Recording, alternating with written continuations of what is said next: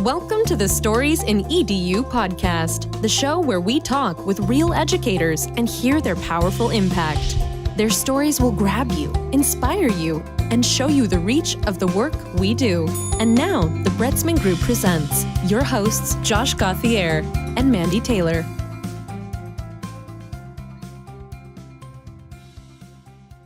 Every educator has a story to tell. What story will you tell at storiesinEDU.com? Do you want your best story published? Well, here's an opportunity. The Stories in EDU book contest is looking for amazing people like you to write their true story for publication. Choose a category: overcoming obstacles, relationships, voice and choice, hooks, technology use, and that one kid. You don't want to miss this opportunity to tell your favorite story from inside your classroom or your building. More info at storiesinEDU.com. Let's share your best story. Submit today at storiesinEDU.com. We're waiting for your story. Welcome back to another episode of Stories in EDU, the podcast where you get to hear great stories from educators all over the country and the world. Mandy, I had a cool moment today. I don't work at the high school in my district, but I was up there to meet with a teacher. And walking through the hallway, I had a student say hi to me. And it was a really cool moment because I am terrible at remembering past students' names and faces. And it was great because I knew her name, and it made me happy, and she looked pretty happy, so I think that was good. Do you ever have experiences like that? I have experiences like that every day of my entire life because I have kids that are school aged, and I've taught now this is year 20. So no matter where we go in the community, I've either taught the server or the checkout, the cashier, or their mom or their little cousin. Or my daughter the other day was like, "Can we go anywhere without you talking to people?" And I'm like, not really. It's one of the things I love about being in the community where, in the same community for such a long time. I do like to go a different place when I shop, though, sometimes, just to kind of get away. But for the most part, yes. I actually am not terrible with names, so I usually can remember them. But now they grow. I usually teach them when they're little. So now when they're gigantic, they're like, "Miss Taylor?" And I'm like, "Weren't you 7? And they're like, "Yeah, I just graduated," or "This is my fiance." And I'm like, "Great." Well, I bet our guest tonight can empathize with that situation perfectly given his experience in the past. We want to welcome Brian Costello on the podcast. Brian, how you doing? I'm doing great. Thanks so much for having me. Oh, it is. Yeah, absolutely. So, Thank you. A pleasure. So tell us a little bit about who you are and what you're doing, what your teaching situation is, all that good stuff. All right. So I'm Brian Costello. I do lots of things.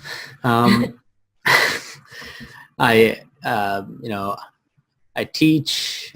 Right now I'm working as a middle school digital innovation specialist, which is really just a fancy word for tech coach / tech teacher.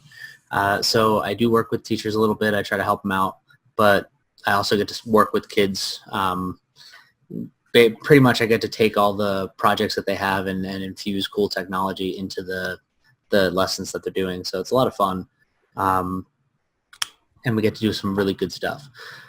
Before that, I spent a long time, probably like 10 years, working in elementary schools. So K, 1 and 2, all those grades, sometimes both those grades, or that was 3 things, so it can't be both. But you get the idea. So sometimes more than one of those grades at a time. That new math. You left out the Oxford comma, so it could be both.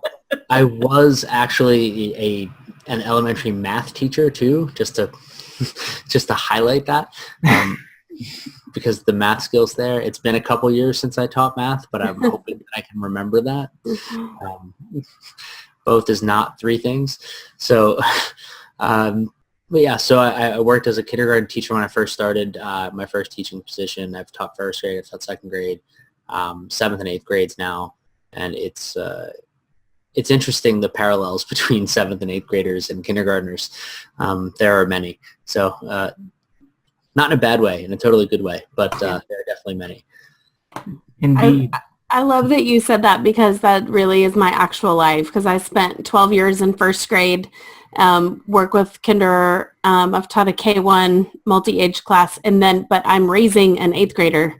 And so it's funny because like everything you say, there are times when I talk to him and he's like, why are you talking to me like I'm a little kid? I'm like, because that's how you're acting. Like, Because you're still a kid. I don't want to be a kid, but you are. So funny. He can't decide, am I a small child or a grown-up? He can't pick. He's a giant child. That's exactly what it is. So, Brian, I've known you for a while, and it's been definitely an awesome.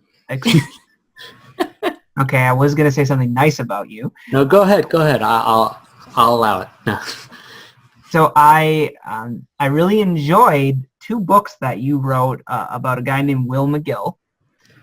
And I know you got another book that you want to talk about later. We'll get to that. But I would like to know, like, obviously something happened. You had some experience, possibly in teaching, that led to the creation of that story. Is there something that you can tie to for your inspiration for that? Oh, yeah, absolutely. So the very first book I wrote, so I always wanted to write a book. And while I was working in I didn't go to school, so I'll back this up a little bit. So I didn't go to school to be a teacher. I went to school to play soccer and learn stuff. And I managed to do one of those 2 things, and soccer wasn't one of them. I didn't play very much because I wasn't that great at the collegiate level, but I was able to learn a lot of things. So I graduated with a philosophy major and a political science major. And I had no idea what I wanted to do. I just kind of was able to rule some things out. So eventually I quit my job as a financial advisor, which was just not at all for me. It was the worst job I've ever had. And my wife basically said, hey, why don't you go substitute and try out teaching? You're really good with kids. You like kids. You should go try it out. So I contacted the school where I went to school where I grew up. My mom was a teacher there for a few years while I was, or for a lot of years, all of my years while I was growing up.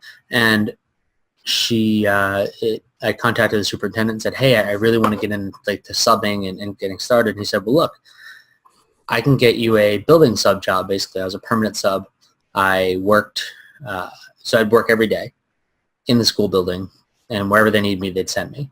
So that pretty much hooked me on teaching. Like I walked to the door, I directed some crying first graders to the classrooms they were supposed to go to, even though I had no idea where they were supposed to go because I'd never been in the building since I was 7 years old or 6 years old. So I didn't know where they were going. I was just like, it's down that way. Go that way. Just over there. And it'll be okay. Just walk that way a little longer and you'll be just fine. Some nice people over there. They'll tell you where it's supposed to be. And then I delivered books to classrooms. And I was like, this is awesome. I unpacked boxes my first day of school. And that was enough to make me want to stay in school and become a teacher. And so one of the things I learned as I was going through teacher education at the time and what I saw with first or second grade kids that I taught, that I worked with, because I worked with a lot of the special needs kids, but just in general, I was inclusion classes. And I noticed that a lot of the boys didn't like any of the books we had.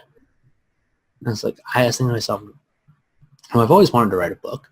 Why not write a book where there's a character that interests kids who are like 7 or 8 years old and they're boys? And at the time when I first wrote this, and bearing in mind this was probably about 12 years ago, so thinking of the character books that had boys, there was like Horrible Harry, and there was not much else. Like maybe there were some Magic Treehouse books which were a little more, they're a little less gender specific, but there wasn't a lot there.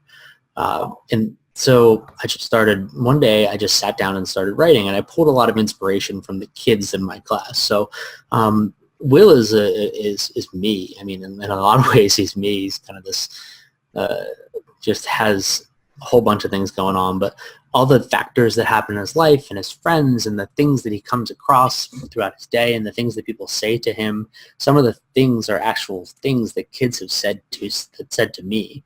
So I think one of the things that ended up getting edited out at some point along the way was this story where Will forgets how to do something because he wasn't paying attention. I think maybe it made it into the final book. I don't remember, but he forgets how to do something. He says, "I wasn't paying attention. I missed out on learning how to tell time because I was in the forest tracking a beaver the one day and I missed school." And I thought to myself, this story has to go in the book because this is actually something a kid told me like one day. And, I live in southern New Jersey. We don't have beavers. He said, I was like, "So where were you yesterday?" He goes, I missed the bus because I was out in the woods tracking a beaver. I said, Sure you were. okay. I was like, okay. All right. And I don't need to know any more about this story. I'm glad you're here today. It was kind of one of those experiences where you're still new to teaching. You haven't heard all the crazy things kids have to say. And he just dropped some crazy information on me that I wasn't ready for. And I just was okay. But yeah, so that class was a lot of inspiration. And then writing the second book, for me, it was really about, so I had a chance to start talking to classes that had read my book, talking to kids and also adults, but mostly a chance to talk to kids who read the book, and they wanted to know what was next, like what was going to happen next to them, what was going to be their next. So the next book I just started, and it just came out. I had a whole plan to write it out as a whole day, like the first book is a whole day, as a series of events in this kid's life.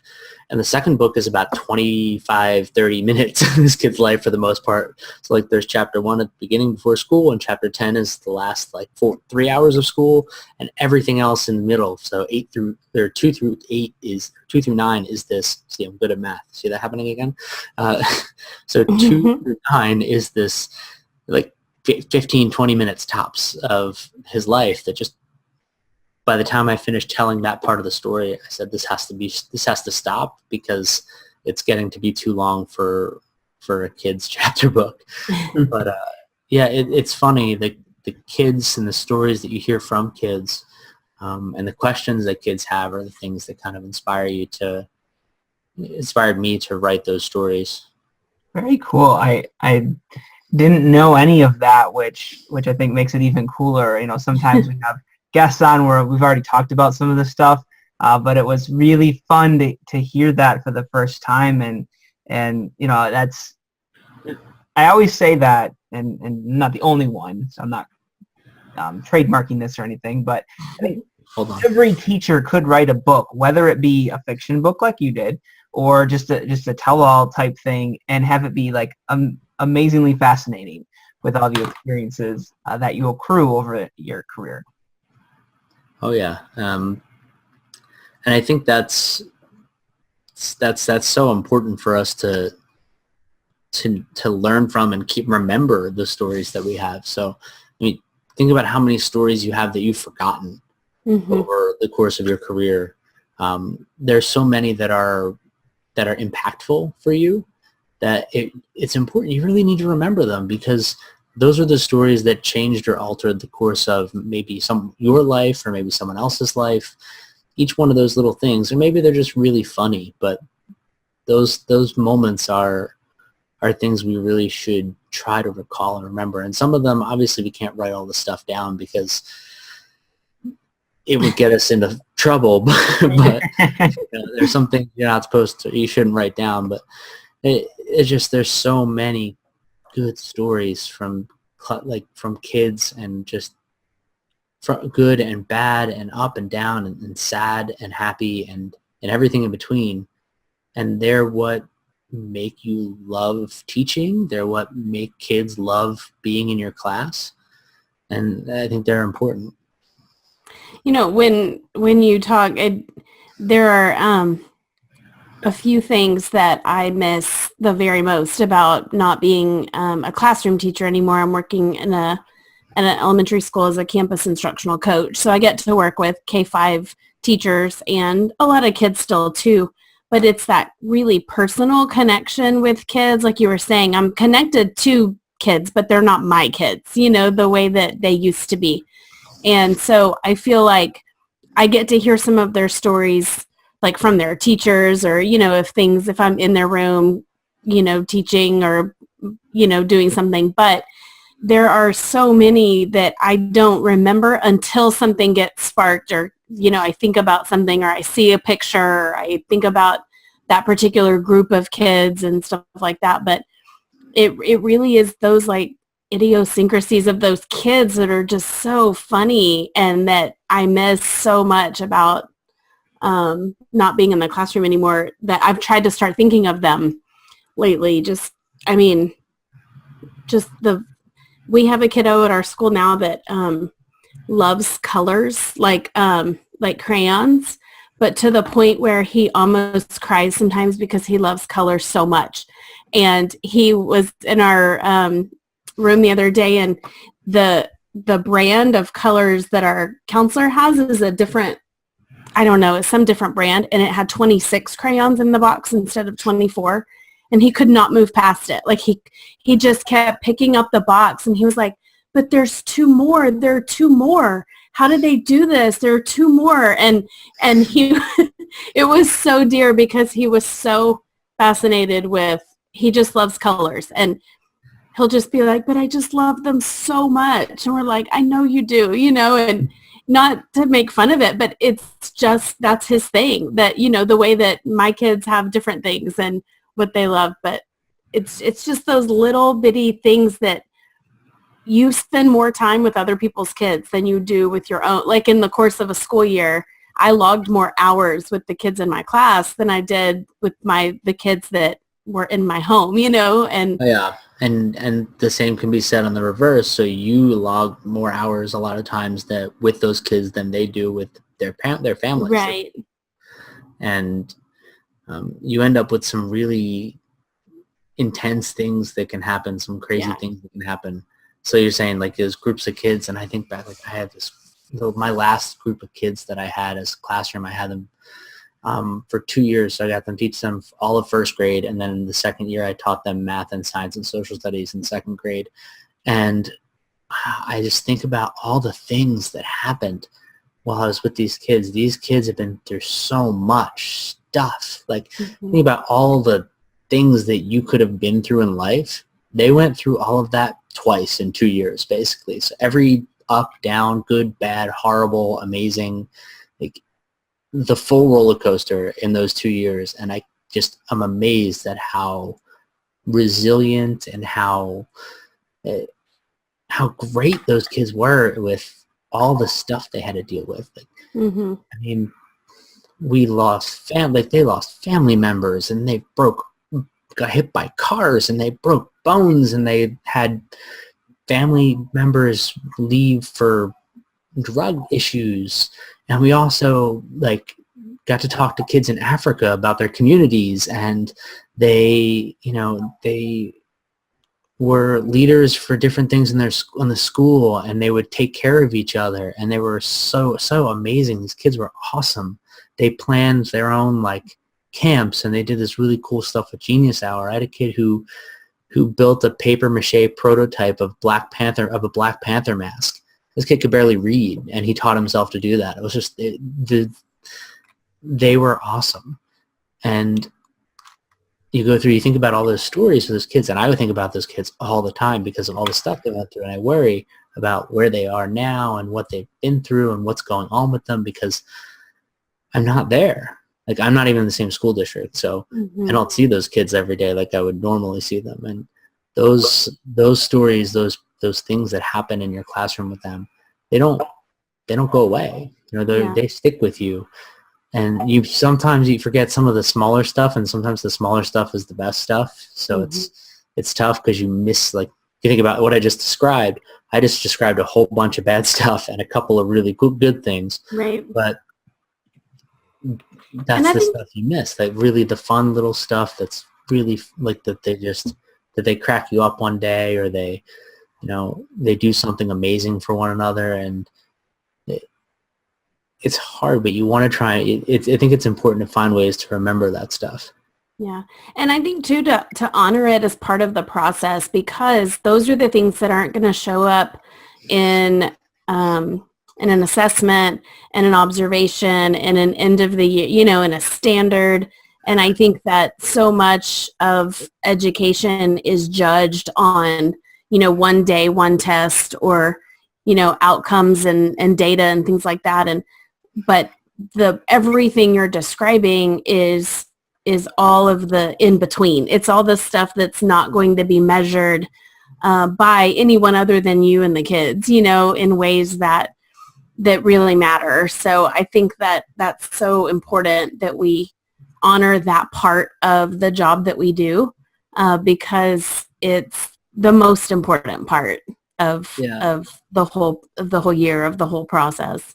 I completely agree, and I think the way that I try to look at how my kids are measured, how I measure my success with kids is not, I mean, I want to see them learn, I want to see them grow, but I want to see them become good people, and I want to know that while they were with me, they loved what they were doing, they loved school, because school can be hard. And now that I've seen more and more middle school stuff, like kids in middle school, so many of those kids have gotten they come in and they don't want to be there. Mm-hmm. It's before they even start classes, like before school even gets really into it, they've already been beaten down. They've already been they're kind of over it. And I think about the kids that I was with, and those kids, man, they were excited.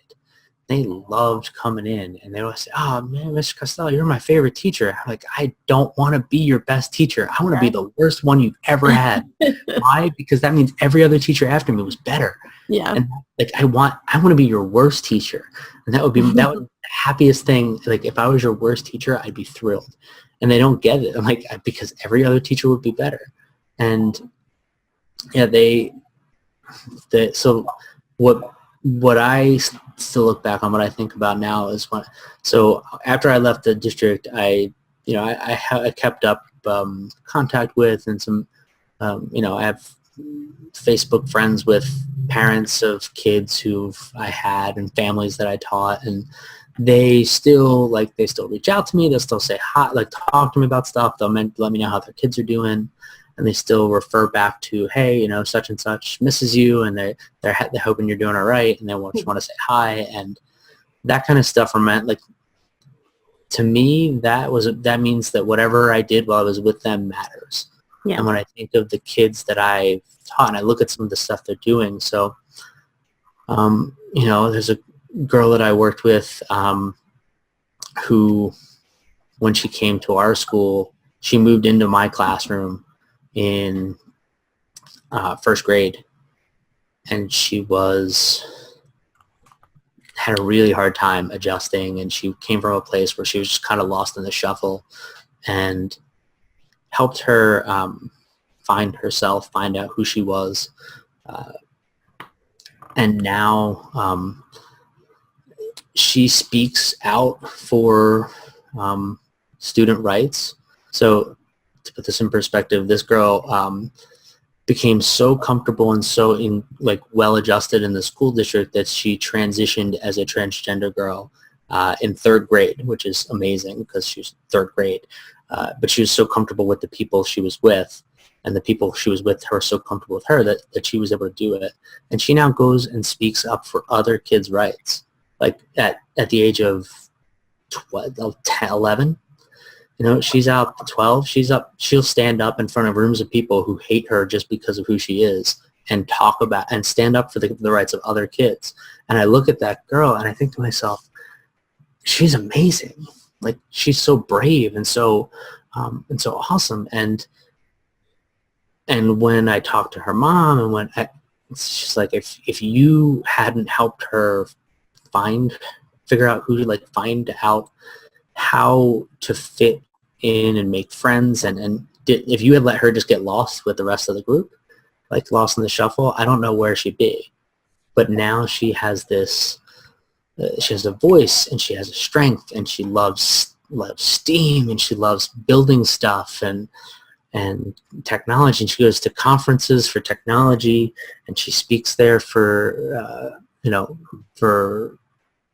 for kids, and speaks up for different people, and she's just an amazing kid. And you find out that her mom has said to me several times that I was a huge impact on that. I'm thinking to myself, that's where you measure your success, right? I mean, this is a person who is thriving right now because of the work that you did with them, at least in some part. I don't want to take all the credit for it. She's just awesome on her own, but to have that effect on someone else, I mean, that's why we do it, right? I mean, that's that, and the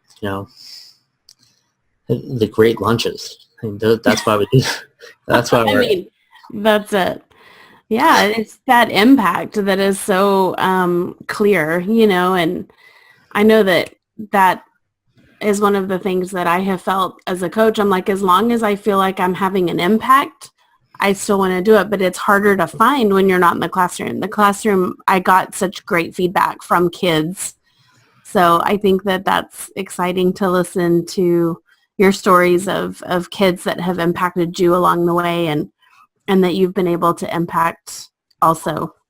Yeah, and I think it's important to keep in mind that for every story, for every impact that you hear, there are probably 10 or 20 that you haven't heard. Right. So you don't always know.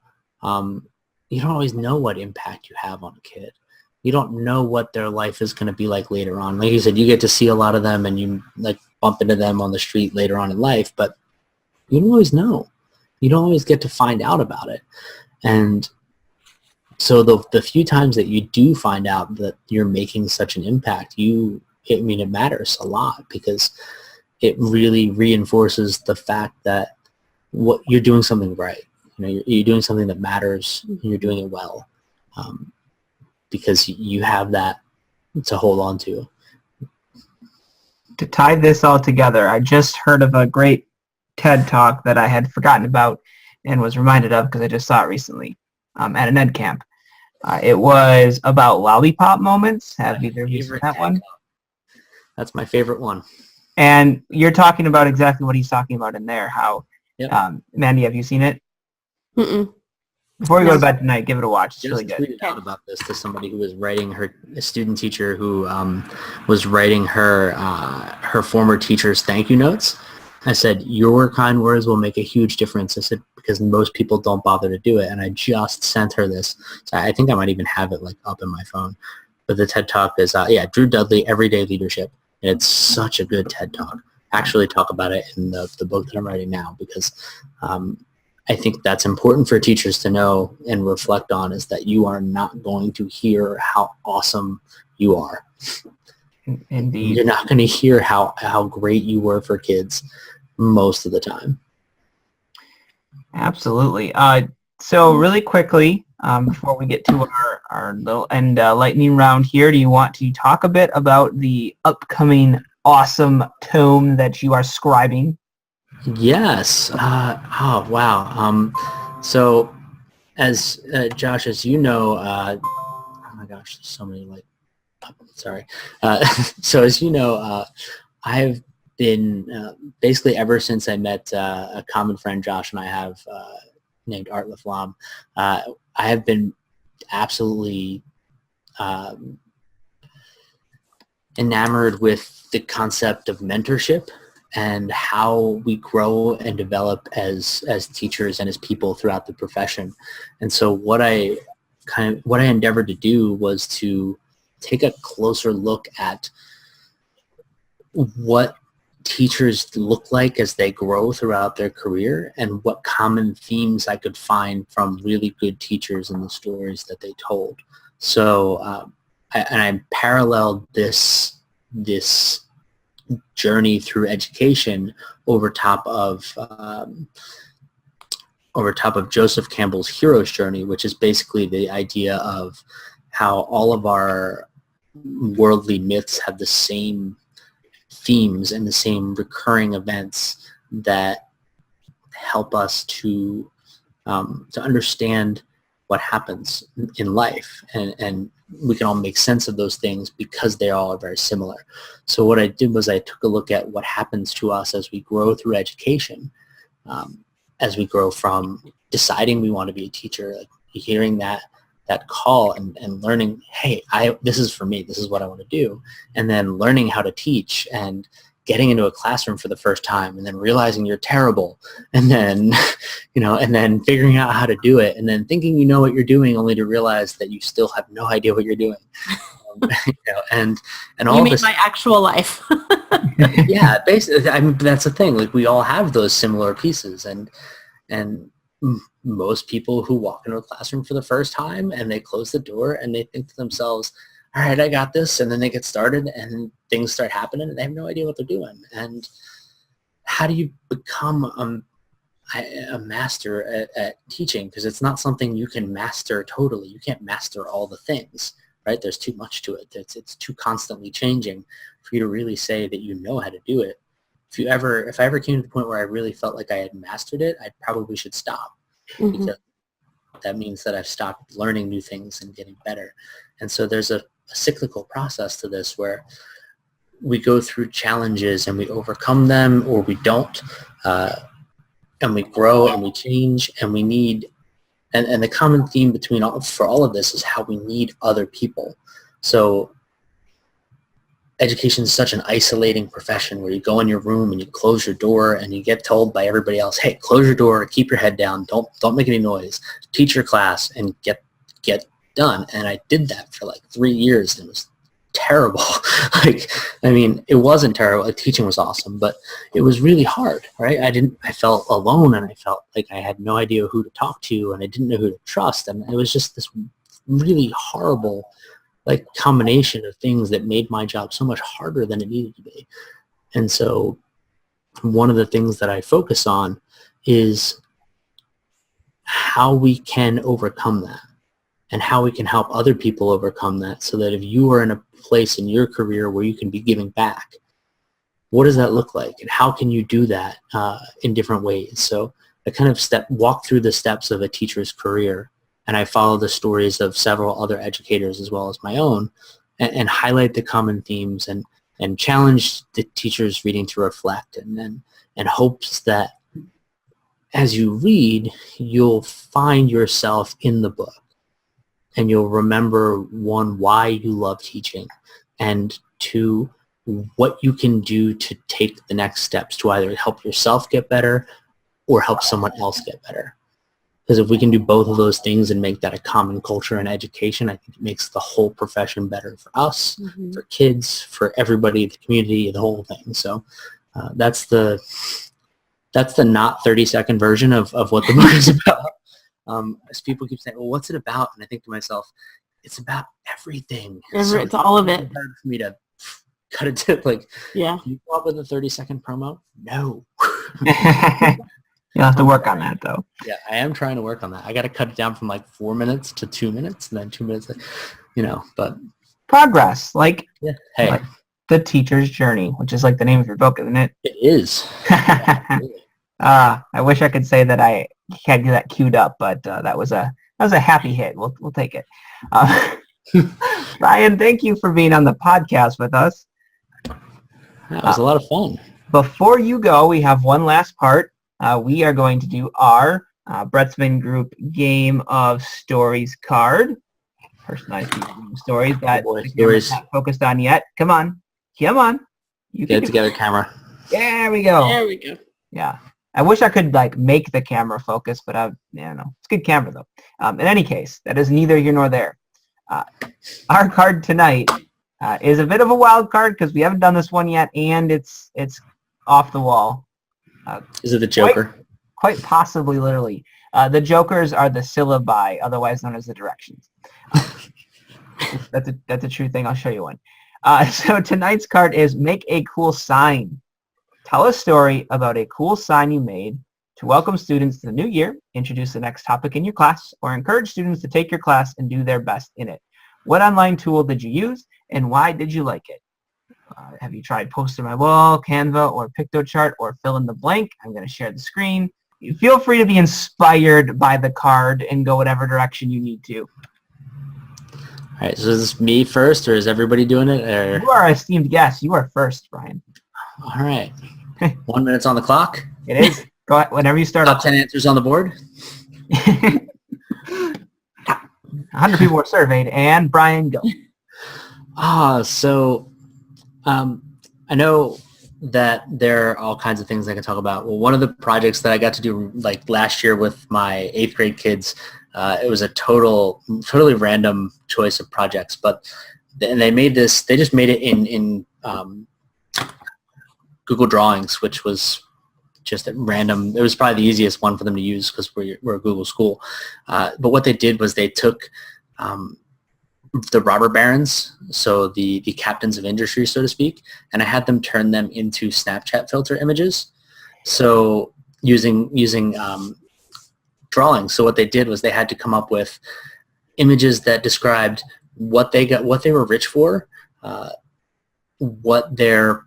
they were personified, and also how they felt about that particular person. So I got all these really hilarious and awesome and weird images of these 19th century capitalists, and it was an amazing project. Really got the kids excited about 19th century capitalism. Awesome, because we know that's a super exciting topic. It is. Excellent. Very cool. Great story. I would love to see some of those if you don't mind. If you've got some of those links, I'd be curious because I want to do something similar along those lines, and it'd be neat to see some examples from the same age group. So thank you for that. Mandy, are you ready? I kind of. That's good enough. Kind of, yeah, it kind of works. Yeah.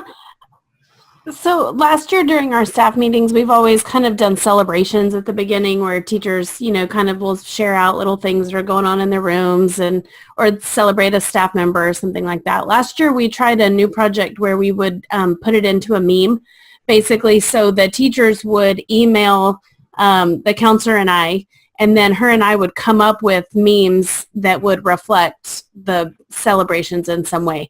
And so then we would print it out and the teacher would get a copy of it. And so it was really kind of just a cute way, like whether it was Ryan Gosling saying, "Hey girl, I really liked the way you modified that formative assessment for a broad range of learners," or to something about like my team is great. And so it's like the Ron Burgundy news team or whatever it was, just kind of a way to bring some fun and to celebrate it. We would just do it in Google Slides, but that's really signs. Yeah, that's what I got.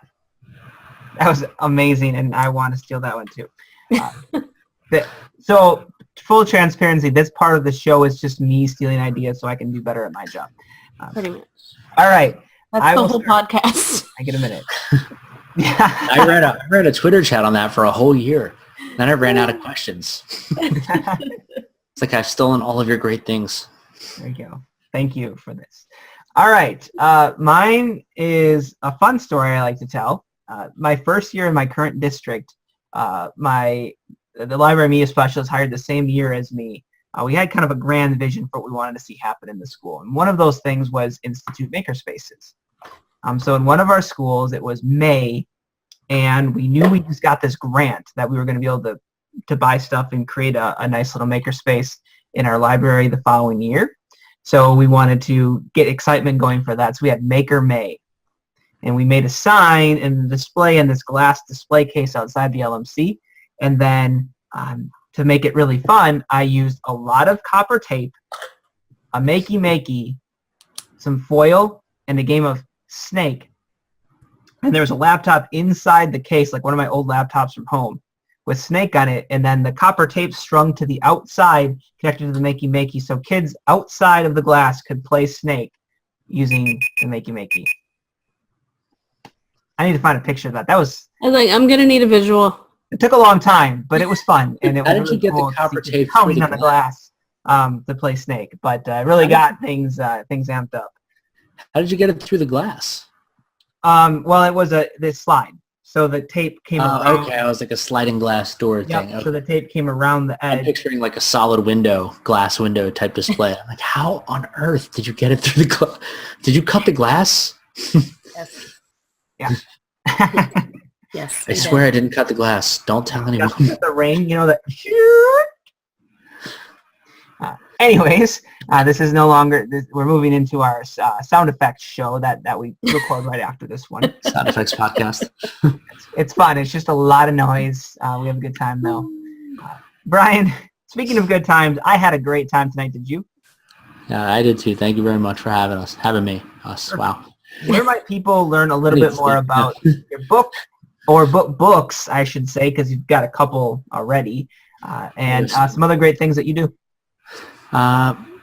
So you can learn more about the teacher's journey, so the blog, the podcast, and everything else, the book upcoming, and all the information about the book at theteachersjourney.net.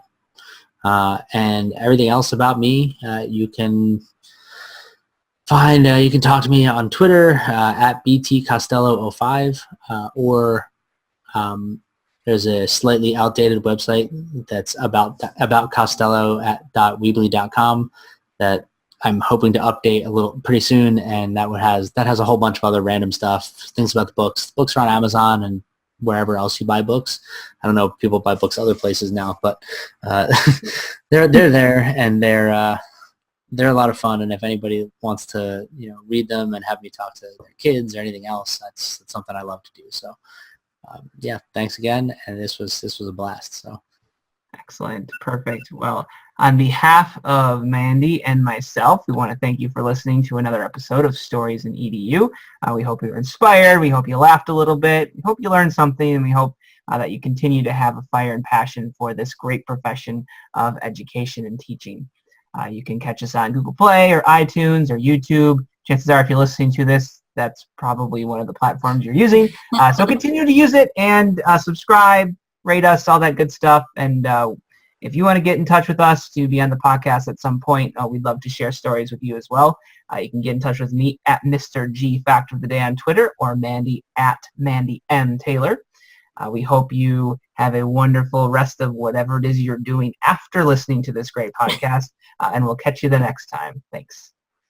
Thank you for tuning in to the Stories in EDU podcast. Please be sure to subscribe and leave us a review. Until next time, thanks again.